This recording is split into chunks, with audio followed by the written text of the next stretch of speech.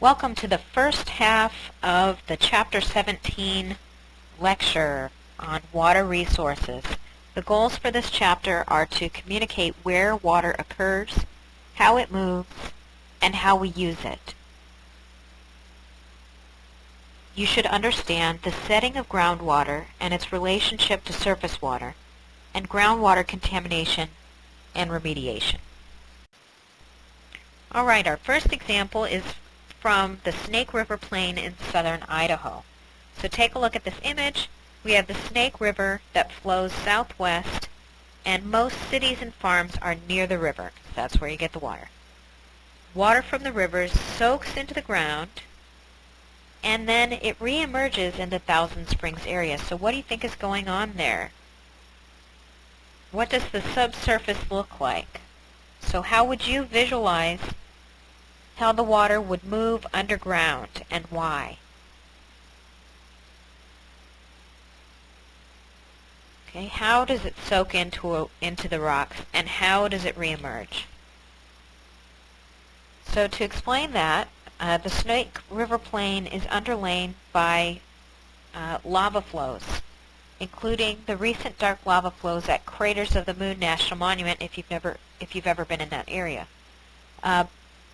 The Big Lost River and other drainages all flow southeast through the fault block valleys and disappear when they hit the plain and the water sinks into the ground.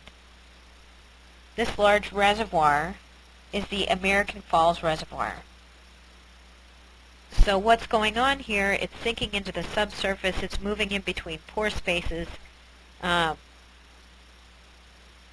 it's flowing as groundwater working its way down toward the Thousand Springs area where it reemerges as springs. So when groundwater reaches the surface, we're talking about springs.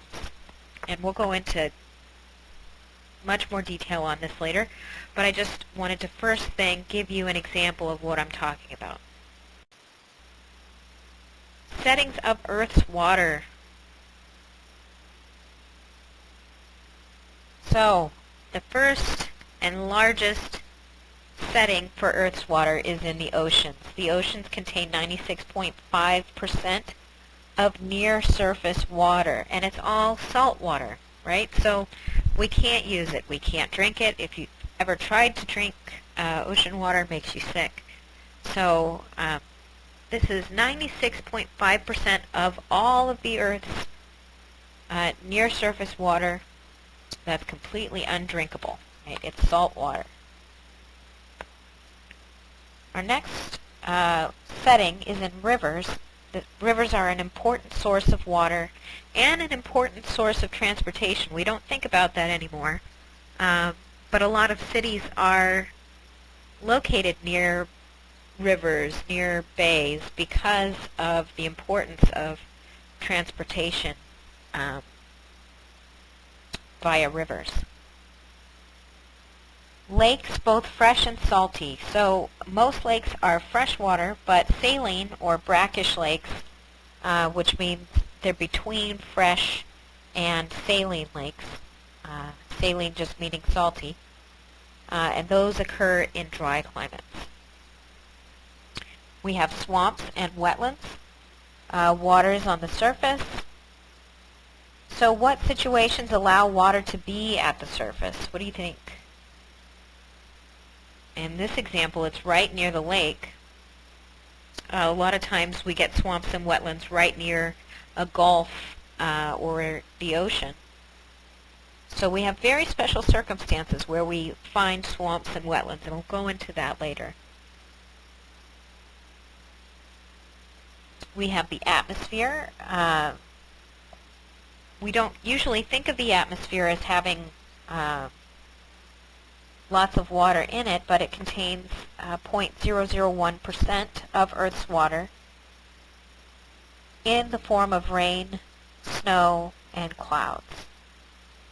We have glaciers that contain 69% of fresh water. It's also in permafrost, which is frozen soil, basically, and ground ice in areas that contain glaciers. Biological water is water in cells and structures of plants.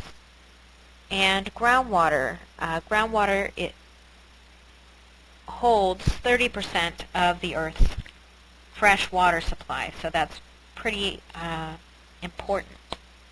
Now we're going to break that down further by percentage. Alright, so taking a look at that distribution of water. So you'll notice on the left column, we're looking at all of Earth's water. Okay, so you want to look at the label below the column to see what it's talking about. So all of Earth's water is broken down in this case between salty and fresh. Alright, saline oceans have 96.5%. Fresh water is 3.5% of all the water on Earth. So that's your first question there. How much fresh water is available? 3.5%. And so based on this column as well, where is most of the Earth's water? Well, 96.5% of it is in the oceans. So there's your answer. Where is most of the fresh water located? So we're going to look at the next column over. The fresh water then is broken out into several parts. So we have 68.7% of all fresh water on Earth belongs in ice caps and glaciers. So that's the answer to the next question, where most of the fresh water is located. The next largest amount would be groundwater at 30.1%. And then we have surface water at 0.3% and other at 0.9%. If we break down that 0.3% of fresh surface water into its constituents, then that takes us to the column on the right. Fresh surface water, 87% of it is located in lakes, 11% is located in swamps, and 2% is located in rivers. So the next question down, what percent of the water is surface water? Again, we're looking at that middle column at fresh water, and 0.3% is surface water. Where is most of the surface water located? In lakes, with 87% of the Earth's fresh surface water.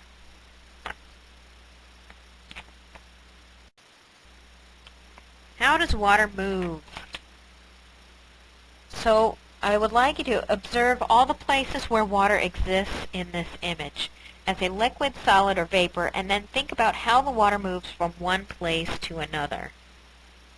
Okay, because remember from what we talked about in the climate and weather lecture, it's constantly moving, constantly cycling through.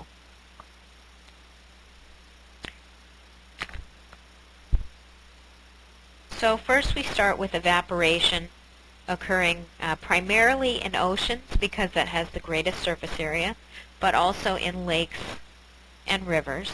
When water evaporates, it leaves the salt behind, so the moisture in the atmosphere is fresh, and rainfall is fresh water. So basically, if you have a confined saltwater body, like a salty lake or something like that, as the water evaporates out, if it's not being refreshed, the water's just getting saltier and saltier because you're removing the fresh water through evaporation. Okay, that moisture in the air gets moved with air currents up onto the continent where condensation occurs, forming clouds, and then we get precipitation when those clouds have condensed enough that it's heavy enough to fall from the cloud. We get rain, snow, and hail. Okay, when that snow or hail melts, or when that rain moves downhill, we call that runoff. You don't really have a place for that on your notes, but you can go ahead and write it on there. When water's flowing over the surface, we call that runoff.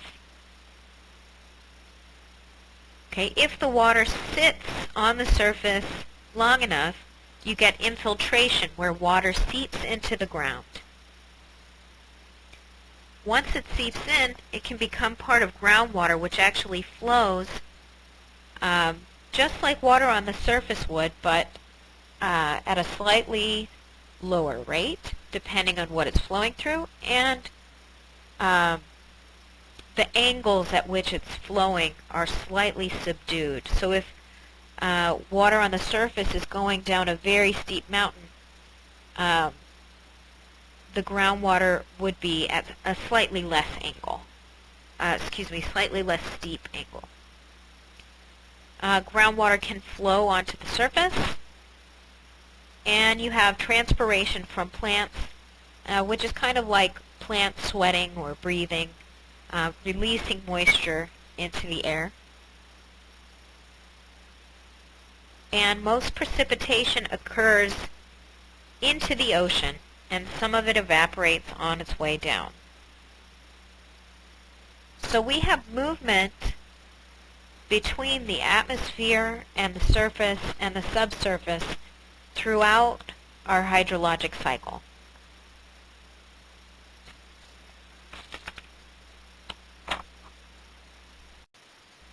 How's water used in the U.S.?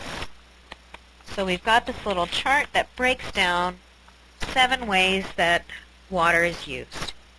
Okay, the primary use is for irrigation. And again, this is freshwater use. We can't use salt water for most of these purposes, although some salt water gets used in thermoelectric power. It definitely cannot be used for irrigation or most of these other uses. So 39.6% of all fresh water is used in irrigation. So what does that tell us? Why is our water used this way? I think it's a statement on what the U.S. is, basically. What do we do here? So if we've got 39.6% of our very finite amount of fresh water being used for irrigation, that shows that we emphasize agriculture in our society, right? Farming is a big deal here. Even though most of us are city goers now, and the farming is, generally done on these great big factory farms, it's still a huge industry. So irrigation is important. The second one down, just very slightly less water, 39.3%, is used for thermoelectric power. Okay, so 39.3% of all fresh water used goes to turn your computer on, to flip your light switch on, to watch TV, all of these things, to run your AC in the summertime. So why is our water used this way?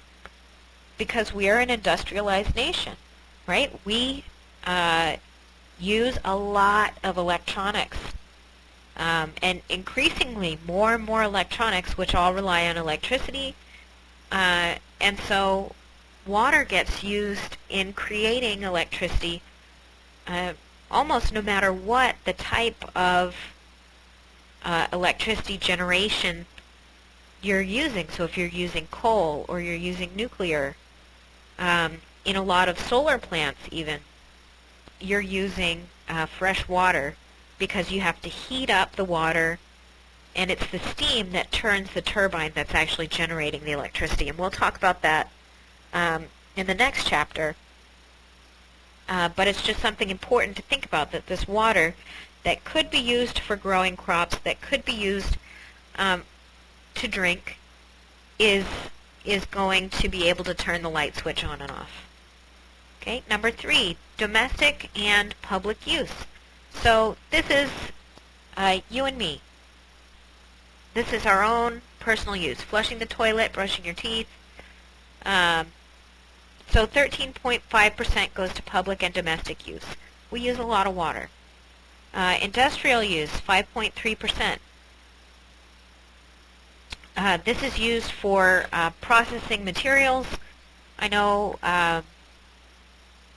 locally in the Phoenix area we have a lot of semiconductor manufacturing, and there's a lot of water that goes into that. So that's an example of an industrial use. And so why, again, back to that question, why is water used that way?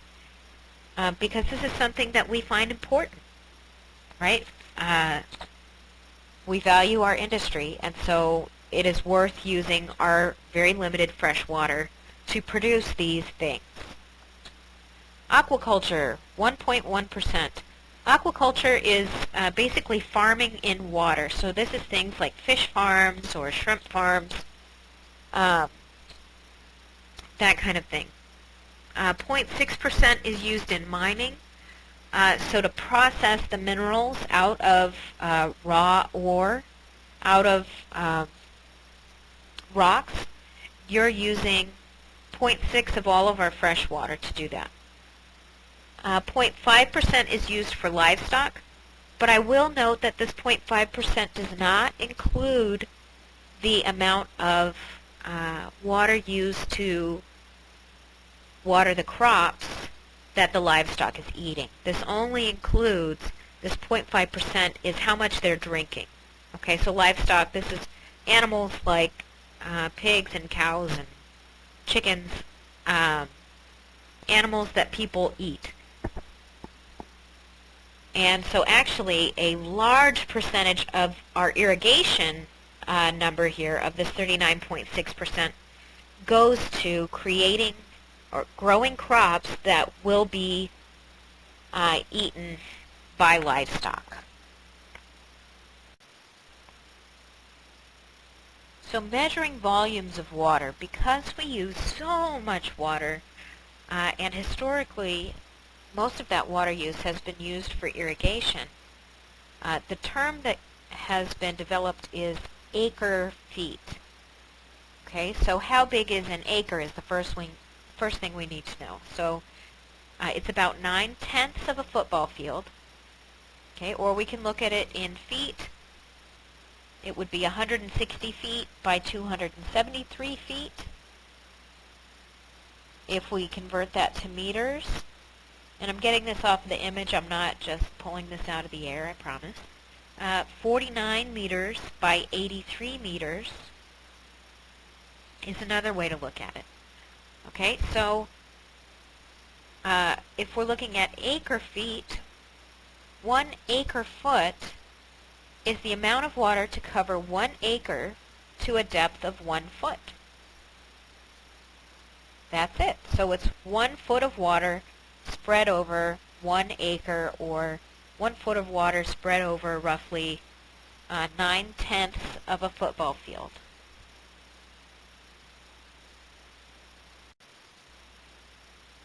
Okay, now to the most important thing to we desert dwellers. What is the setting of groundwater? Okay, we rely quite heavily on groundwater, especially in the outlying areas of Phoenix. Most groundwater is found in pore spaces between clasts.